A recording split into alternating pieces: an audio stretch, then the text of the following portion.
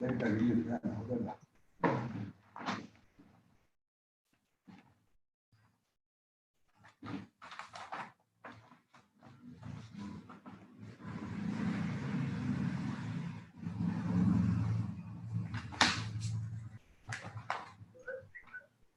we are in live. Good to go.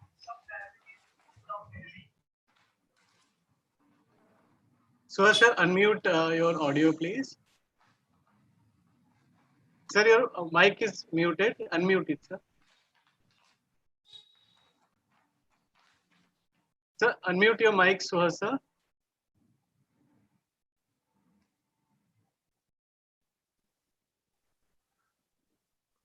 Sir, am I audible? Yes, sir. Yes, sir. Perfect. Please carry on. Yeah, sir. but your voice is coming very low. Whether all of you can. Yeah, actually, I have. Yeah. Now, is it okay, sir? Sir, no, sir. Your voice is very low. Sir, I have been to full volume, sir. Mine is full So volume. whether other people are Deepa madam. No, we can hear well. Sir, Palaksha sir, can you hear me? Yeah, I can hear you. But your voice is very low, sir. No, we can. For us, Mr. Sao's voice looks all right. We can hear him well. Okay, then Sir, the session has started live, sir. Please start. It's perfect, sir. So I'm okay. So good morning, everyone. On behalf of Association of Occupational Health Karnataka, we are now conducting today's webinar on two very important topics, one on mental health and one on public health, and both of which are very, very relevant in today's circumstances. We have two speakers, Dr. G.S. Palaksha and Dr. Gautam Sukumar, and after their sessions, each of the speaker will speak for 20 minutes. After that, last 20 minutes will be for discussion, which will be moderated by our President, Dr. Deepa K. So welcome everyone. Please listen to the distinguished speakers and whatever queries we can resolve today only in the questions and answer session. Thank you.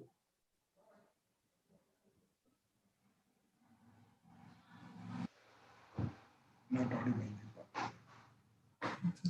So I would Madam, request just unmute Dr. yourself, Palaksha sir to speak to start. Right.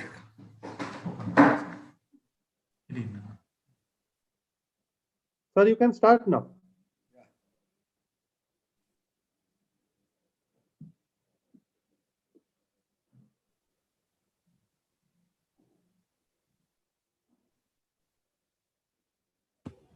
Hello. Hello. Okay, I'm starting now. Shall we start now? Sir, I'll just give a small introduction. Sure. You were not audible earlier. Sure. Yeah. Dr. Palaksha is a consultant psychiatrist.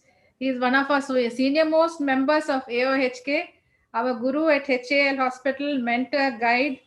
Sir is going to talk on mental health during COVID pandemic. Over to you, sir. Thank you. Before I start my talk, I would like to thank the President of AOH Karnataka, Dr. Mrs. Deepa, Under Secretary Dr. Suhas Chakravarti and their team for giving me an opportunity today to share my thoughts about the mental health during COVID-19 pandemic. I also would like to thank the organizers, the persons who helped us from Intas, Mr. Chinmay Saho, Mr. Naveen and Mr. Vijay Kumar.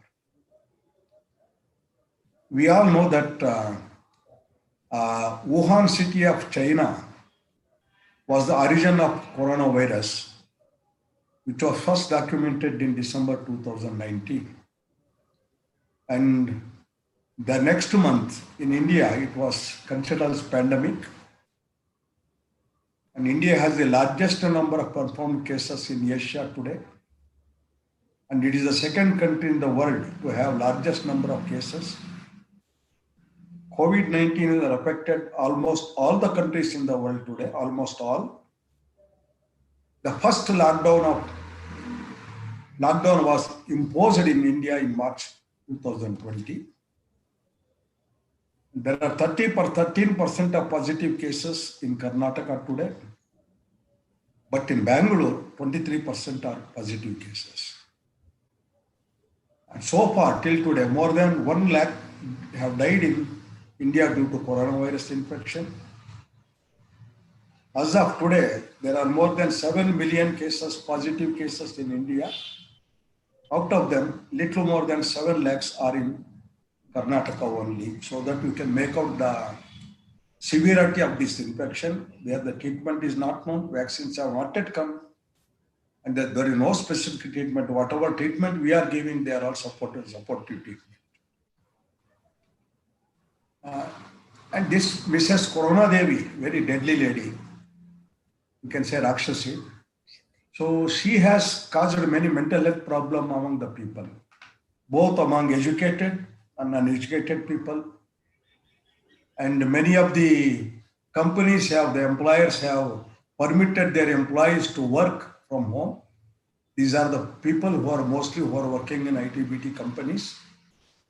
When they are working from home, the working hours are increased.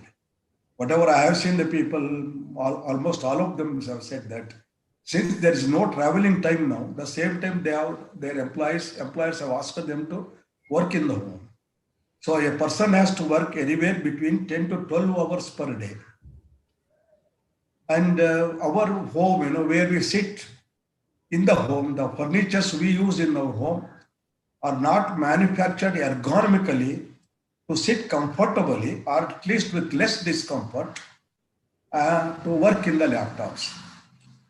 This is the one which has caused pain in the elbow joint, pain in the wrist joints, back pain, neck pain, so many other things. So a lot of physical discomfort is there. And this physical discomfort at the end of the day or in the middle of the day, it causes fatigue. When the fatigue, when a person experiences fatigue, he has lassitude, and there is certainly decrease in psychomotor activity. And many people, whether the people who are working in the home or not, they have developed anxiety during this period.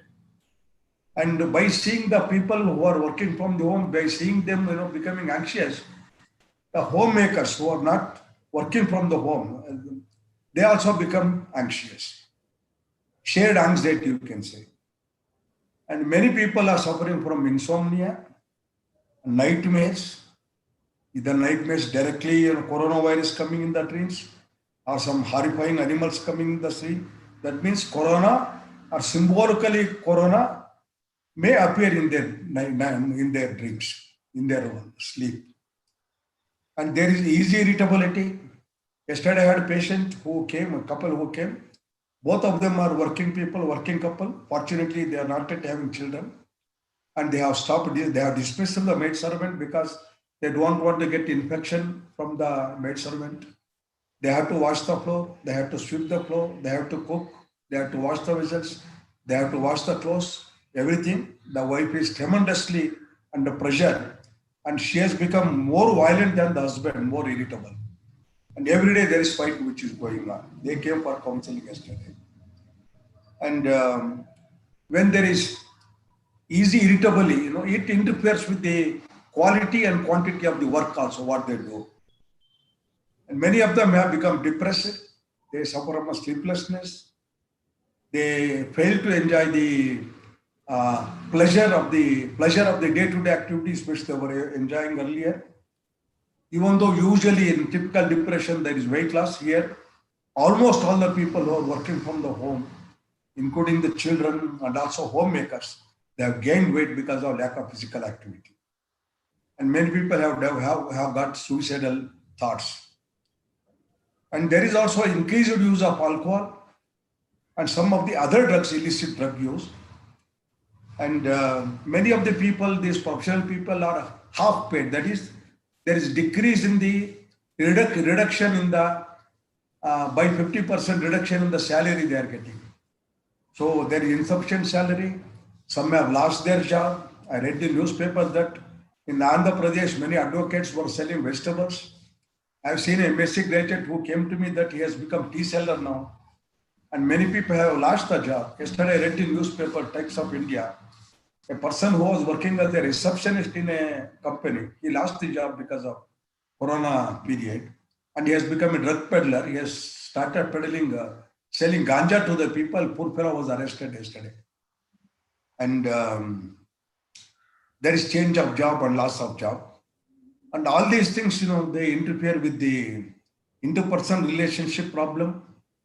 And many people have, many husbands have become wife beaters. And I'm sure that some of the brave women might have become husband beaters also, we don't know. And apart from what I have said now, there is lot of cases have come to me with coronaphobia. Many homemakers, sir, I am little children. Supposing I get corona, what will I do? What will happen to my children? Otherwise, a homemaker, employee comes, sir, I'm employee, I'm working. My wife doesn't work. I have one child or 3 children. Suppose something happens to me, what will I do? Who will look after my children? So the rumination of thoughts, they go on in their minds, coronaphobia. And this coronaphobia is partly the TV channels are responsible for the coronaphobia, because in the last 6 months, continuously 24/7, there is no other news except corona. It appeared as if only the TV channel people will survive, everybody will die. So they have also contributed in the occurrence of coronaphobias. And some people are suffering from illness phobia, not related to corona. They see some people dying of heart attack, some people dying of some other illness. And during this time, they feel, sir, will I also die? That's what they think. There is increased incidence of OCD. Not that I have only noticed it here. My friends from our place, from Uttara Karnataka, also, they have, when I spoke with them, they said they have also documented increase in the cases of OCD during this period. And many people have developed sexual problems. Either there is aversion towards sex because of prolonged working hours, premature ejaculation due to anxiety they are suffering from, and erectile dysfunction, maybe due to physical discomfort, and maybe due to depression. These are the 3 things, 3 sexual problems we have encountered. And not that every couple will fight, every couple there is marital discord. So in some people, there is intimacy is increased. They have become more intimate. That has resulted in unplanned pregnancies. How do you manage? What I suggest is, take a few minutes break every hour. At least take about 2 minutes break every hour. You close your eyes, close the laptop, close your eyes, and make your mind blank. And deep breathing exercises, 10 minutes in the morning, 10 minutes in the afternoon, 10 minutes in the night. I always tell the people to take the breathe in for 4 seconds, then hold the breath for 7 seconds, and breathe out for 9 seconds. That will help in reducing the anxiety and increasing the concentration also. And about 15 minutes a day meditation will help. And sleep hygiene for the people who are suffering from sleeplessness, relaxation exercises. They say, sir, we cannot do relaxation, we have no time, night time, like that. I tell them, you go to shop, buy 2 sponge balls, not rubber balls. Whenever you are free, go on pressing them in your hand. You are working with the right hand. If you are a right-hander with the laptop, use the left hand, go on putting pressure on the sponge ball. That will decrease the tension, stress in them. And keep away from alcohol and other drugs. And alcohol and other drugs may reduce the anxiety or depression only temporarily, not permanently. You forget the worries, but you don't get the answer. That is a problem with the drugs. And counseling for strengthening interpersonal relationships, which includes marital relationship, a regular physical activity. Tell the people, you all know that when you are involved in physical activity, any form of physical activity, there is production of endorphin in our brain, which will give you a sensation of well-beingness, and where you can tolerate mild to moderate, both physical and psychological pain. People say, I cannot go out. I said, do some stretching exercise in the home. And systematic desensitization for phobias, both coronaphobia and also for illness phobias, and medication to treat, to target the symptoms and then treat. And lastly, I advise the people, you reduce the duration of watching the television, I tell them, especially the private channels. Because people, when they watch the television, they only look at the people who have died, they look at the people, how many thousands, how many lakhs are suffering, but they fail to look at the people, how many are recovered, how many have been discharged from the hospital, they fail to see. And thank you very much. Yeah. Thank you very much, sir. Very nicely you have described how we have to overcome this corona fear, and very rightly said, people only see the number of deaths, they never see how many have recovered, and they should improve on their personal health depending on that. So now we'll go on to Dr. Gautam. I welcome Dr. Gautam Sukumar.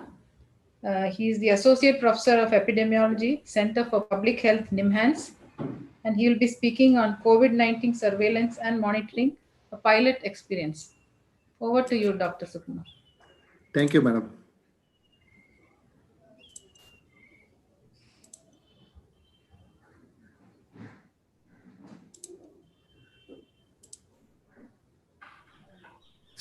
Is the presentation visible, sir, to everyone? Yes. Yes, visible.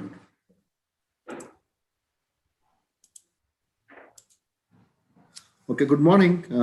So first of all, sincere thanks to the President, Secretary, Office Bearers of Occupational Health Karnataka for giving me an opportunity to present certain pilot initiatives that were undertaken from the Center for Public Health. So I'm presenting here on behalf of the Center for Public Health. So I would just discuss two pilot projects that were conducted recently within the past 2-3 months. So one is, as you all are aware of the current COVID pandemic, so there's no need to describe in detail with respect to the quantum burden. So everybody is aware of the numbers. At the time, at around April, we were anticipating a huge increase in cases. So apartments, the pigeonhole living, or you can say that where a large number of people are concentrated in a small space. So we anticipated that it could be a boon or a bane. Because of the education, because of the collectivization, and because of the systems established, they could play a major role in curtailing the spread of the pandemic in Bangalore. However, if systems are not established in apartments, they could really amplify the transmission. So with this concept in mind, we wanted to do a surveillance for apartments at a very early stage of the epidemic, that is sometime even in the March-April phase. So the objectives of this surveillance system as a public health project which we started was, first, to develop a system where we can quantify a transmission risk. Because at that time, we realized that people are so obsessed with numbers. Everything was, as Palaksha sir rightly told, all the news channels, media, everybody were throwing numbers at individuals. So if you don't speak the same language, we thought that we would not get a buy-in. So we wanted to develop a system where we can quantify a transmission risk for COVID-19, both at the individual level and at the apartment level. Then develop an e-surveillance system for people to self-monitor their risk, and using this, give hotspot information to the societies so that they can intervene at a very early stage. So we developed a e-surveillance form, and we piloted this among 60 apartments, around 50 apartments and 10 gated communities, more than 1,700 residents. This data is close to around 3 months old. If I just refresh, I don't know how many of them have yet completed the form. So it's a real-time form, e-surveillance form, which was developed by us.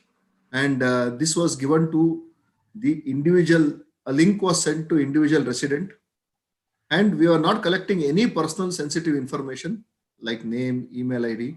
A person will log in, he will generate his own login and password. He will enter a set of questions. Now, these are not exactly questions. It's basically an algorithm. The concept behind this algorithm was, for transmission to happen, 3 things are required. One, you need a person or a source or a reservoir. Second, you need him to have high risk exposures, that is going to mass gatherings or taking care of person who's infected, or health workers like us working in hospitals and chance of coming in contact with people who are positive. So you need a reservoir, you need a exposure, and lastly, you also need a personal protective behavior. So it's not only positive, there's also negative. It's not only negative, it's also positive also. So in spite of exposures, if I'm following the positive personal protective behavior, so my risk of transmission is going to be less even if I'm in a high risk environment. So this was not taken into consideration by many of the available tools for assessing the risk. So we took all these conditions and we developed an algorithm, scoring and weighting, and developed this tool. And at the end of the assessment, every resident who fills this form will get an automatic, soon after he completes, he will get an information as to whether he is a low, moderate, or high risk. And for that responses which he has provided, he used to get customized recommendations on how he should reduce the risk. So this was done, as I told, in around 1,700 apartments, and we got support from BBMP and all this. This just because, since I will not be able to go in detail, I just wanted to give an example of how we developed the algorithm. And we didn't make our own criteria. Basically, CDC ICMR criteria was taken, but scoring and weighting we did to adjust for the scoring. So at the end, based on the responses, people were categorized as high, low, and moderate risk based on the scores. I will not go into details of this. So as informed, there was a we developed a mobile application. This was shared to people. They gave consent. They filled all the forms, and they were asked to repeat assessment at the end of 14 days. 14 days, that time it was the incubation period, 14 days. So every 14 days, they could assess the transmission risk. Now, that is for the individual. Now, coming to the apartment, what benefit the apartment get? The apartment association used to get a report, something as displayed in the screen. So there's a name of the apartment, how many undertook assessments, and what was their distribution, what is their average score each for medical history, for personal protection behavior, as well as exposure. We could say that what proportion of the people have traveled outside, to what level they have reported that they are practicing personal protective behavior. So we could give some information with respect to the high risk behavior and which areas of the apartment they are distributed. So this report, we don't have to generate. So we used to give a login to them. They click, they automatically generate the report. So it was basically driven by them itself. So coming to the results, what we observed was 99% of the residents were at low transmission risk. This was expected because this was done in April, and that time the transmission risk was really low. If you repeat now, you may not get the same results. The median transmission risk was 3.3%. So it was so low at that point of time. 92% practice safe personal protective behavior, partly because of the media. This could be an offshoot because of the good awareness and the profile of the people living in the apartments, or the people who are willing to participate. Maybe there is a small bias. So most of them reported practicing safe personal protective behavior. What we observed was transmission risk was significantly higher in gated communities as compared to apartments.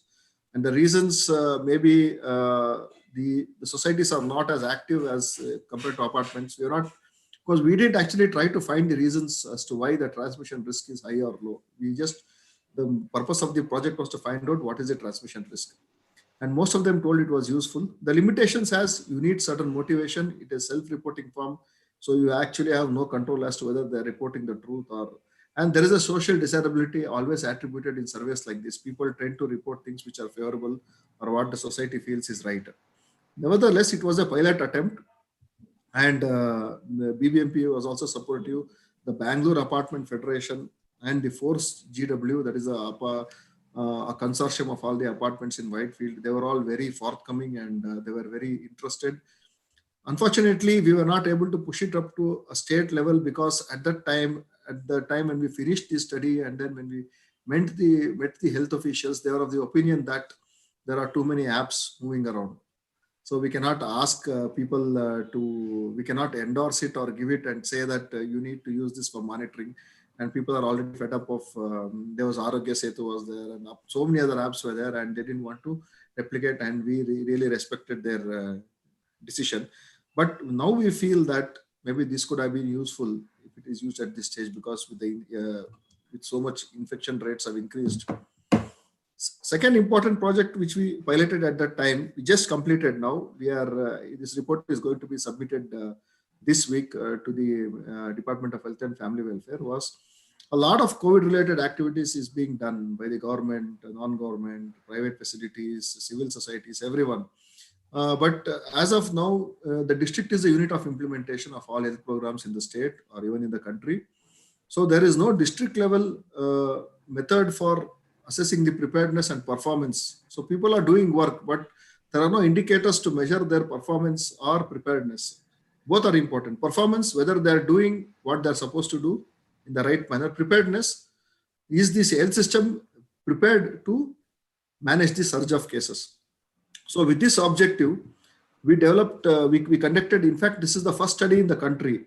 This is probably the first study in India where a district level external assessment, not assessment by the government, district level external assessment for COVID-19 management, development of indicators. Not only, the objective was not only to develop indicators, but also to develop a monitoring dashboard and give it to the government. So similarly here, what we did was we developed a mobile application that looked at two things. One, to what extent guidelines are followed in fever clinics, home quarantine centers, COVID healthcare centers, COVID hospitals, state borders, containment zones, everywhere. So to what extent guidelines are followed? Second, within the hospitals, to what extent beds, oxygen, ventilators, staff, to what extent they are present. So for the second part, facilities and infrastructure in relation to the expected caseload, we gave the result as to what percentage of expected it is there. And when we calculated this expected caseload at that point of time, 2 months back, it was 2 lakh cases. So 2 lakh cases was overall cases. And all the figures which we gave was for moderate and severe cases because they are the cases that are expected to be hospitalized. So it was conducted in entire state. In 1 month, district level teams were formed, which included 1 microbiologist, 1 physician, and 1 public health person. They underwent training. After that, the district administration from the DC offices provided all the logistics, and each team spent 3 days in the district where all these centers were assessed. We developed formats which was put into a mobile application. They looked at clinics, quarantine centers. They went to even railway station, airport, seaport, district level statistics, all the information, because there's no time, I don't want to go into details. A lot of information was collected in a very rapid manner. Nowhere, the entire data collection finished less than 3 days. So this was the dashboard that we developed. Here it gives information to the district level administrator, the DC or whoever is there. For example, when we did, this is one of the districts, I think this is Mysore. So it says that the guidelines for home quarantine were functioning at 56% of expected. Institutional quarantine was little better that time. 17% of what they were supposed to do, they were doing. Containment zones was bad. Hospitals, the fever clinics were working to 93% of how they were expected to be working. So like that, we try to quantify the complaints at each unit. Similarly here, with respect to the beds with oxygen, high flow oxygen, ICU beds, ventilator, doctors, specialists, to what extent they were prepared for the expected number of cases for that district, to what extent the preparedness was there. For example, here it was 55% for beds, oxygen. Like this, I'm not giving the actual data. Everywhere it is the same 55%. So this was the dashboard which they are using. So at the end of this, we have submitted the dashboard, the mobile application, all the protocols, the training material, manuals, everything to the government. So probably this will be used as an external assessment. There is plans of continuing this on a regular basis. So indicators have also been developed and given. So this will be used for district level monitoring, probably by the state government of Karnataka, if they are happy with the work that is being done. So acknowledgements. First, I would like to thank the Association of Occupational Health, and for doing this work, we sincerely thank the government of Karnataka, NIMANS, the BBMP, the apartment federations, and the ECA labs and people who helped us develop the application. Thank you very much. Thank you very much, Dr. Gautam.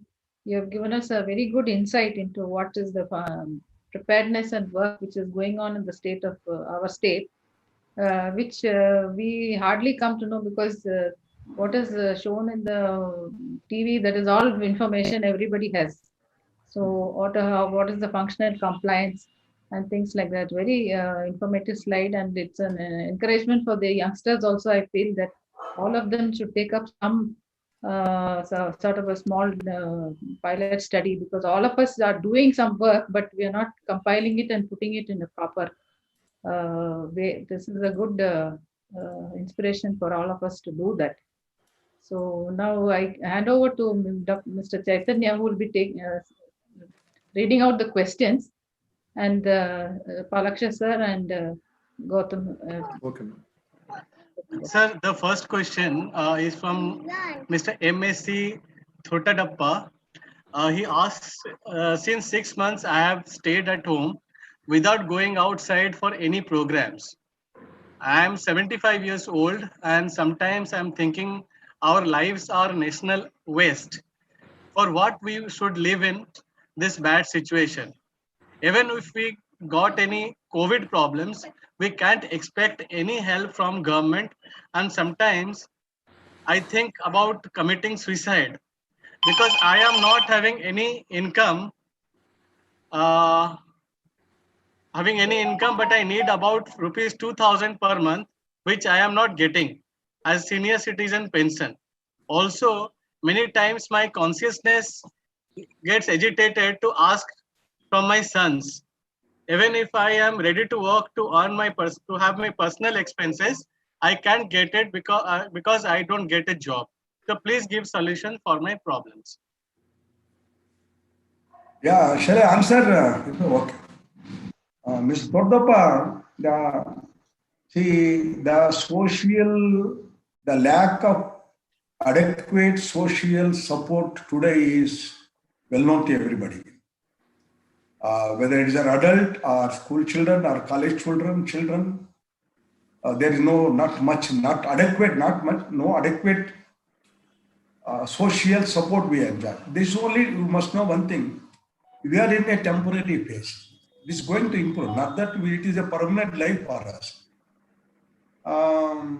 That you must understand. And asking the children for money, see, when you were earning, you used to help your children in many ways. And now the children have taken up, you assumed your position. And I'm sure they'll be happy to help you, as far as financially is concerned. You're not asking the lakhs of rupees, a few rupees. And you know me very well, Tordappa. And I think you please come to me, you need counseling. This should not make you to that suicidal, getting suicidal thoughts and life is a waste. No, nobody's life is a waste. Everybody's life is important. Please come to me. You know my phone number. Please come, I will counsel. So the next question is,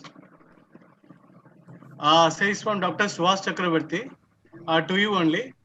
Sir has asked, what about the mental health of physicians who see cases, deaths daily and struggling to maintain work and life balance? Yes.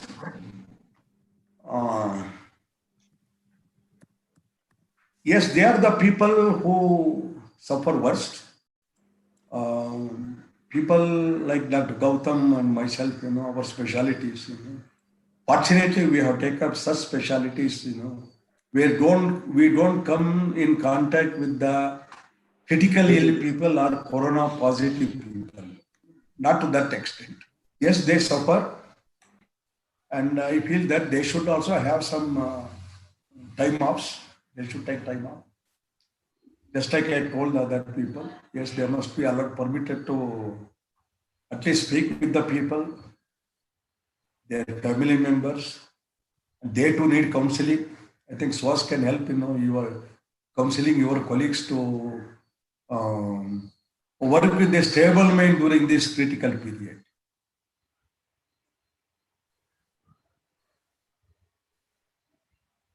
So the next question is from Dr.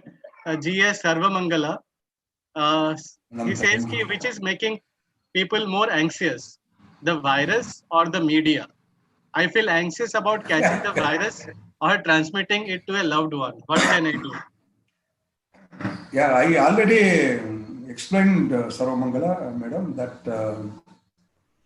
virus also is causing anxiety, and TV channels are also contributing to anxiety.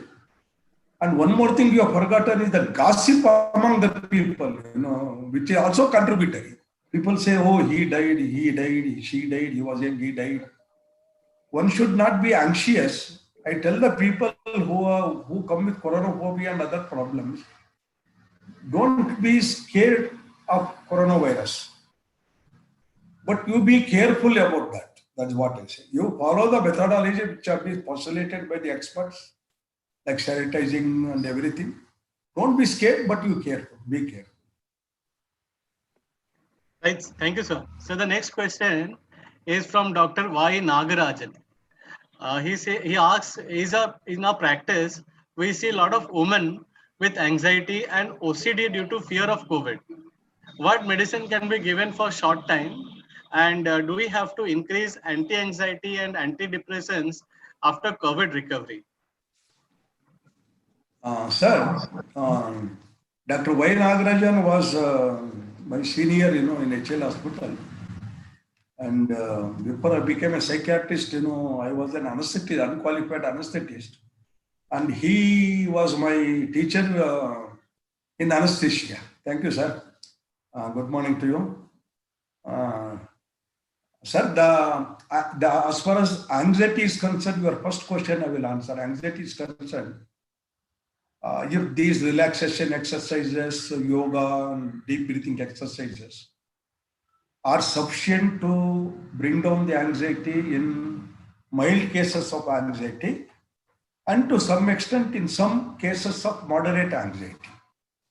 If the person is severely anxious and if it is interfering with their day-to-day life, yes, they need some medications in addition to this non-pharmacological management. Yes, if the patient's sleep is disturbed, which is often seen among the anxious people, yes, I will advise you to, I'm sorry, sir, I cannot advise you. I will recommend you, you are my senior. I will recommend you that you can use clonazepam with 0.25 milligram in the morning and 0.5 milligram in the night, depending upon the age of the person. And if the person's sleep is not so much disturbed, you can use etizolam now. It is a new tablet which has come in the market since about 1 year. We have CR preparation, the control release, it comes in 1.5 milligram.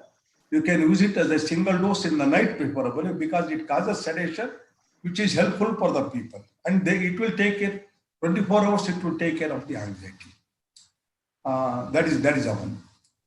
And if the patient has depression also, then you will have to use an antidepressant. SSRIs are safe. Like my drug of choice is acetylopram. I think Suhas will agree with me. Acetylopram or sertraline, either of these drugs. Acetylopram, sertraline, acetylopram causes little more drowsiness than sertraline in some people. That advantage we can use it. Third thing, yes, OCD.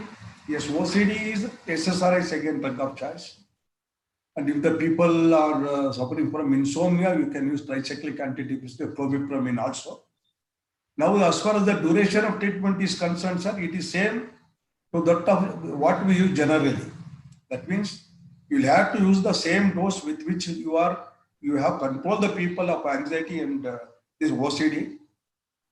And it has to be continued for at least for about 6 months with the same dose. After the 6 months, you start reducing the dose. For another 6 months, then you can, after 1 year, you can finally terminate the treatment. As far as anxiety is concerned, yes, sir, if the patient recovers quite well, that depends upon how the COVID positive cases are recovering and what is the reduction in the death rate. These are the things which will make the person less anxious. And you continue the anti-anxiety drugs for some months, for after the symptoms become zero, then later you taper the dose as you do in depression, in OCD. Ultimately, you stop it. Thank you, sir. Sir, actually, there are a lot of questions where it is asking, are you seeing a lot of more anxiety patients in this COVID and how to manage. And I think in this answer to Dr. Y. Nagarajan, you have recommended very nicely and answered all their queries. So there is a specific question from Miss MSC Thotappa. He asked, because of loneliness, I am thinking about committing suicide because I am in 99% staying in room alone. Yeah. Mr. Todappa, what I can say is, social support means the family support and non-family support. You can divide them like that.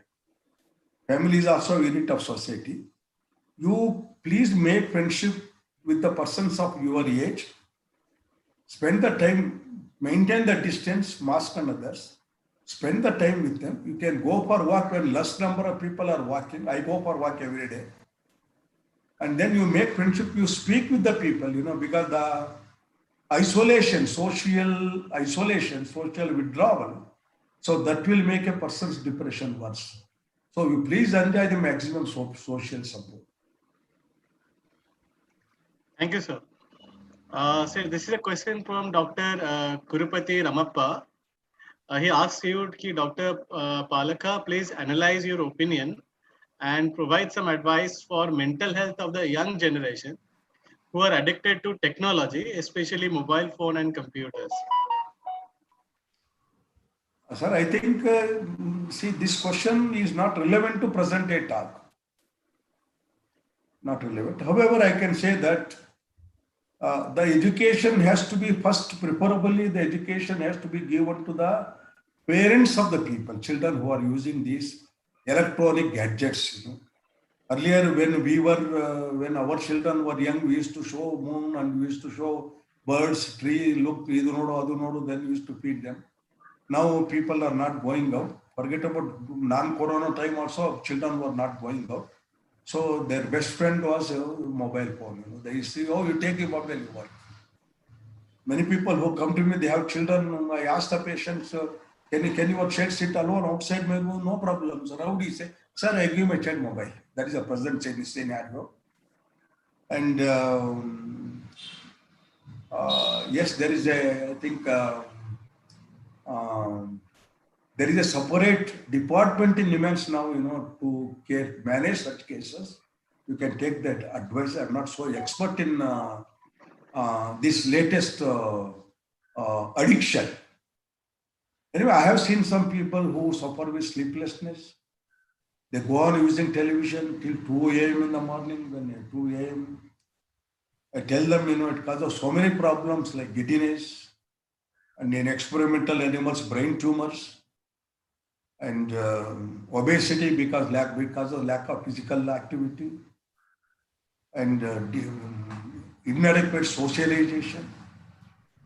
So I tell the people that do not use your mobile at least 2 hours before you go to bed. I tell, because this acts as a copier. It stimulates your mind. They fail to get into sleep. I tell them 2 hours. If I say 2 hours, at least 1 hour they don't use. That is the purpose. I tell them 2 hours. This much I can say now. Then another thing can be, you can fix the time for the. I don't say that children should not use this mobile and gadgets. They can use it.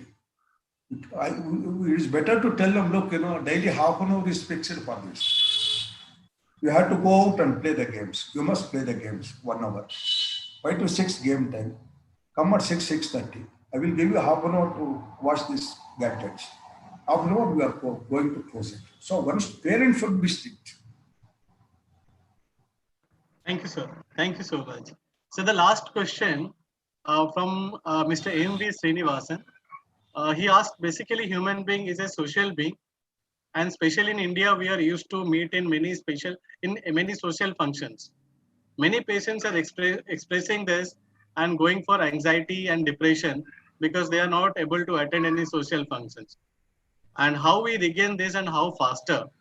And secondly, what is your advice to private consultants and practitioners in this pandemic?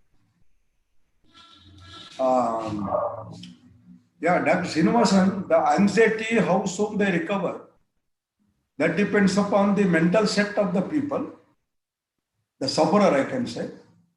and the motivation of the sufferer and the determination of the sufferer. As I said to the question of Dr. Y. Nagarajan, mild and moderate anxiety will recover at a faster rate. Severe anxiety will take some time. As far as the present, the cases of anxiety due to Corona Devi, I call her as Devi, you must respect Corona Devi. Till Corona Devi vanishes, anxiety will continue. Corona, lesser the number of coronaviruses, lesser the morbidity, mortality, lesser the anxiety. Severe the mortality, severe the anxiety. This is the one thing. Second thing is, yes, there is lack of socialization, I told you. There is no other way. If you want socialization, that means that we are exposed to the coronavirus. So what I said was, don't be scared of Corona Devi, but be careful, stay away from her. Keep her at a distance. So one will have to wait for the term. This is another way of indirect socialization, I can say. At least I am seeing the people of 4 or 5 people there, at least today. I'm happy that after a long time I'm seeing so many doctor spaces. Third answer to your third question, Dr. Srinivasan, is I have not stopped practicing. In Swas Deepa, they know. I have not stopped practicing. I can continue to practice.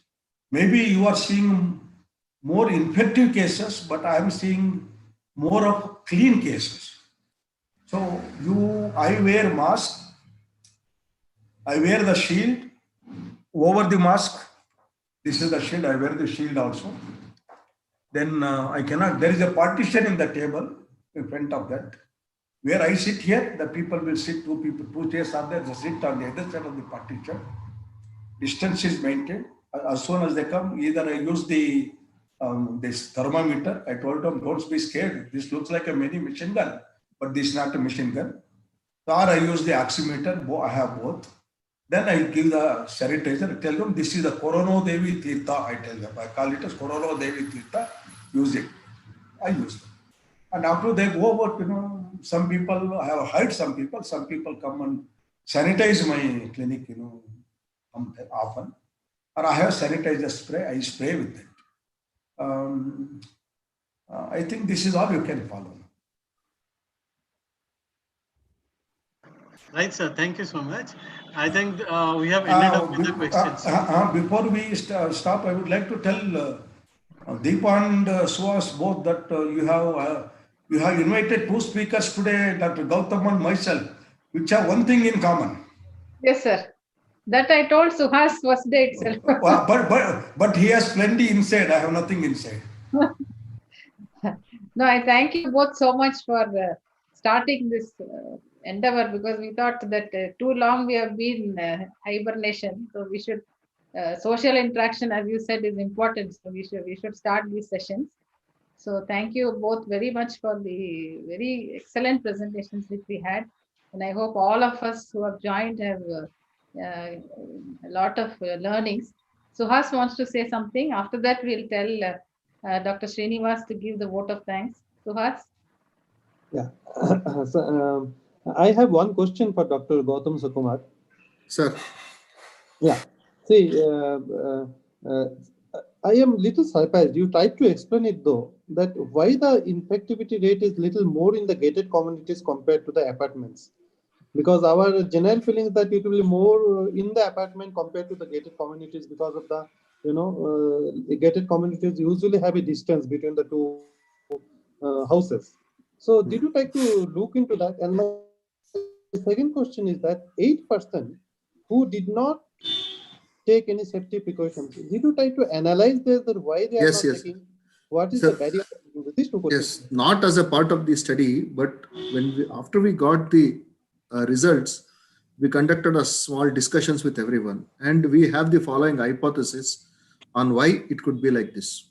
One BBMP at around January, they issued advisories to RWS, Resident Welfare Associations, on what they should be doing. One.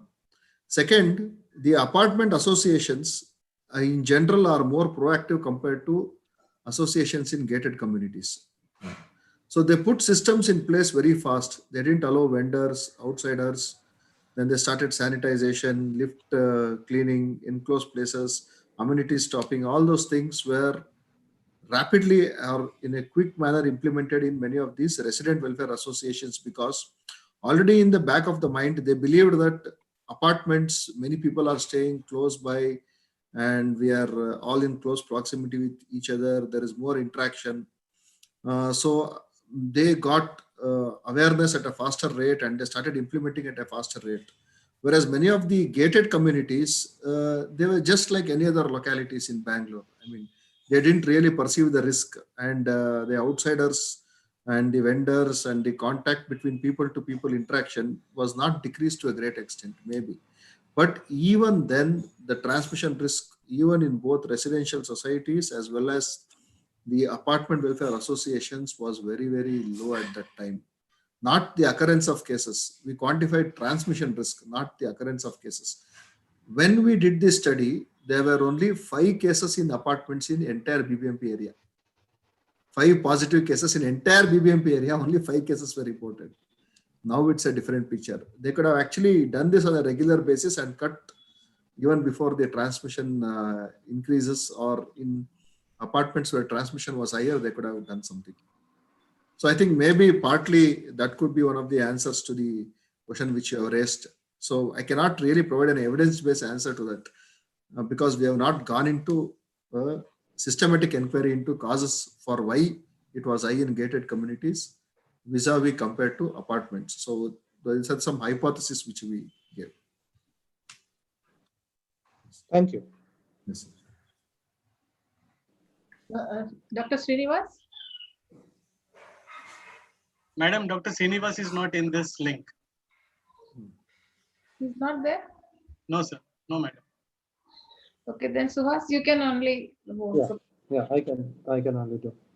So, first of all, I would like to thank the two speakers, Dr. G.S. Palaksha and Dr. Gautam Sukumar, for presenting excellent topic in a very interesting way and generating a lot of interest among us.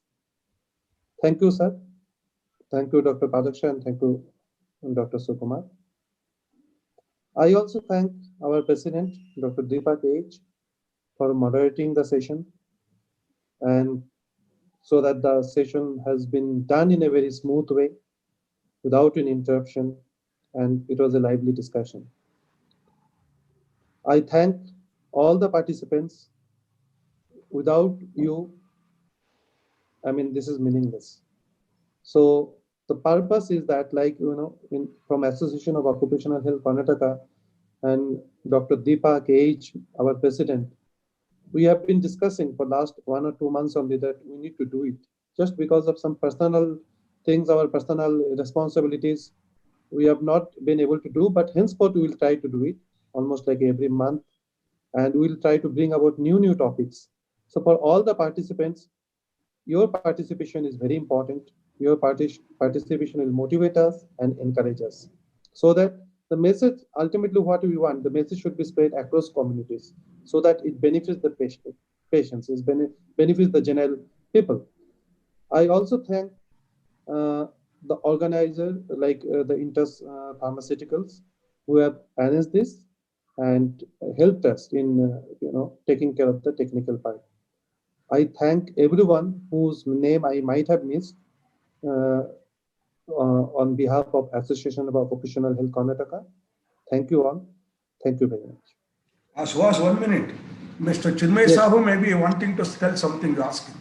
Yeah, let me. No, sir. Thank you so much, sir. So it is our honor to have be participating along with you, and we're always upfront in being a channel partner with all these kind of academic activities. So we are always there. If at all in future you find us useful, so please feel free to contact us. Thank you, sir. Thank you, sir. Thank you, sir. Thank you. Thank you.